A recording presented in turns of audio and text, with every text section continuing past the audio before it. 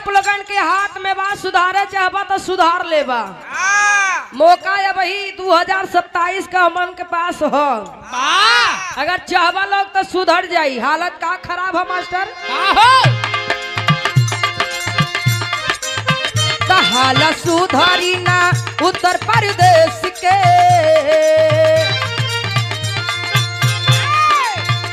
हालत सुधारी ना उत्तर प्रदेश के, जब ले वोटावा ना देवा अखिलेश के।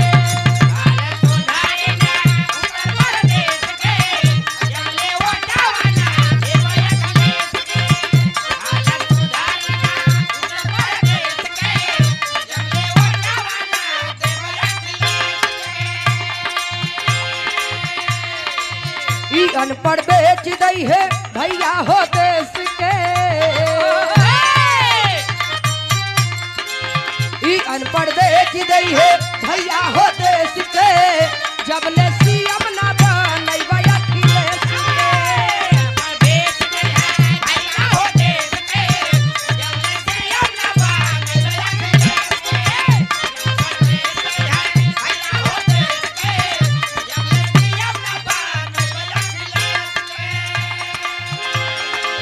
पहले का रहल और अब का हो गयल बा। पहले सपा सरकार में जोने चीज के आदेश देले भैया अखिलेश, उहे भाजपा सरकार में पूरा हो जाता, मोहर लग जाता कि भाजपा सरकार से पास हो गया।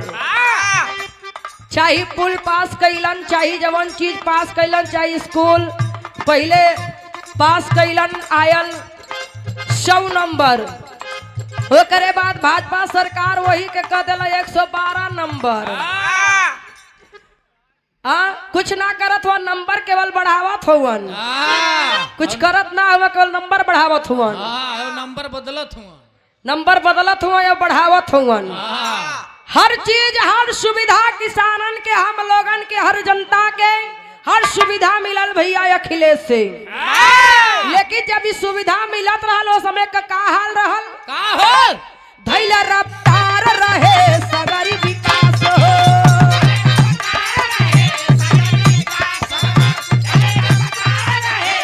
लेकिन अब का हो गई योजना के सब सत्यानाश हो।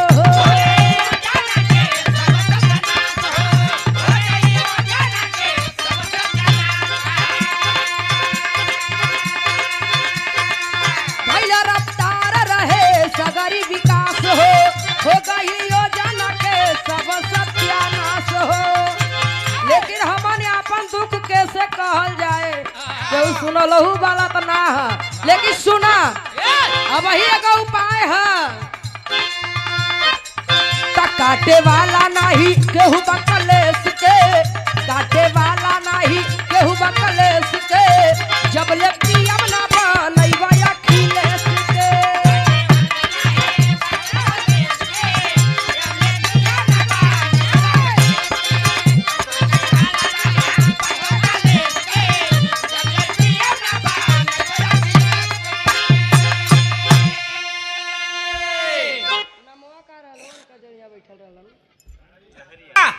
ट्रेवल दे मा भैया वेस बा बस बंद कर दे।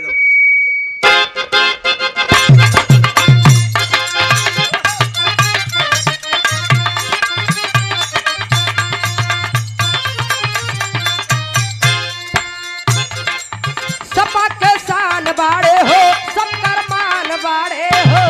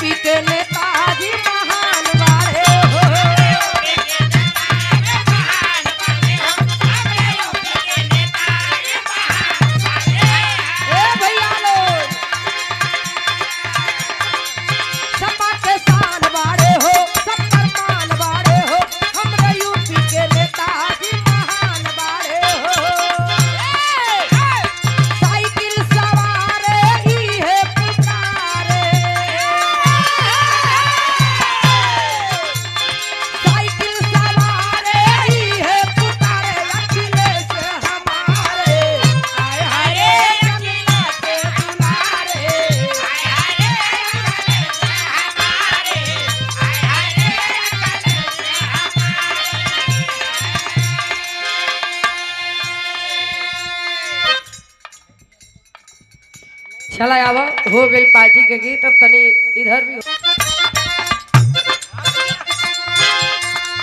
सपा के शान बाड़े हो शक्कर मान बाड़े हो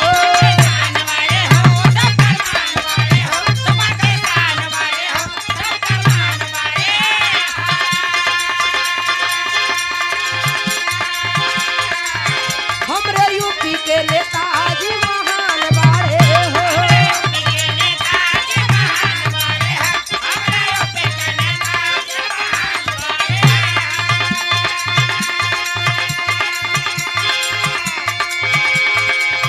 शक्कर शान बाड़े हो शक्कर मान बाड़े हो हमरे यूपी के नेताजी महान बाड़े हो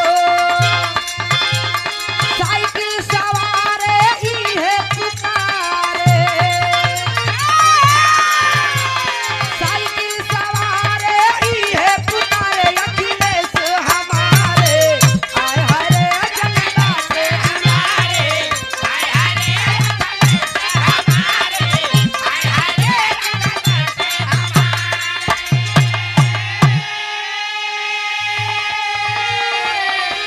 इतने ना एक लाइन और कहना बा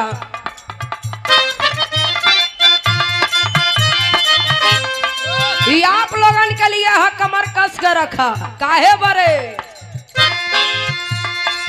हो जा सवार समझवादी साइकिल पे